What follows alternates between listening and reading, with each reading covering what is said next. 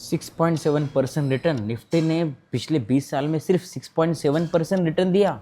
ये नंबर आजकल बहुत वायरल हो रहा है। मैंने खुद इस पेपर को पढ़ा है और हिसाब ही गलत निकला।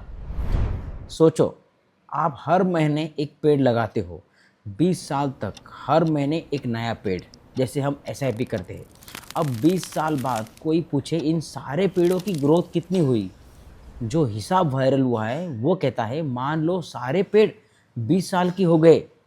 लेकिन सच है ये है, पहला पेड़ 20 साल का है और पिछले महीने का पेड़ सिर्फ एक महीने का है। दोनों को एक जैसा गिनोगे तो ग्रोथ कम दिखेगी। यहीं पर गलती हुई इस पेपर में।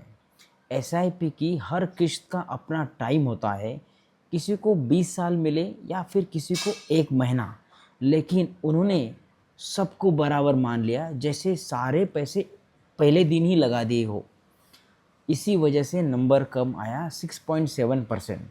और एक बात, ये पेपर किसी बड़े जर्नल में छपा नहीं है। ये एक स्टूडेंट ने अकेले लिखा है, अपने आप ऑनलाइन डाला है। पीयर रिव्यूड जर्नल नहीं है। प्रूफ चाहिए। मैंने खुद असली निफ्टी का डाटा निकाला, 15 साल का।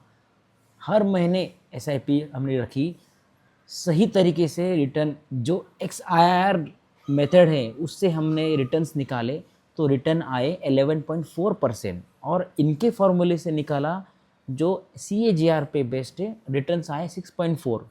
अगर XIR कैलकुलेशन गलत कब होगा, अगर आप एसआईपी बंद करते हो, शुरू करते हो, इंटरवल आता है, पॉज करते हो, इस वजह से अगर आप कैलकुलेशन करोगे तो XIR में गलती आएगी।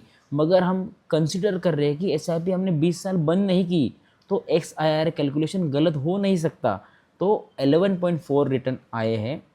यही डाटा मैंने और 4 इंडिपेंडेंट जगह से वेरीफाई किया है, वहाँ भी रिटर्न 10% से 14% तक निफ्टी की आया है।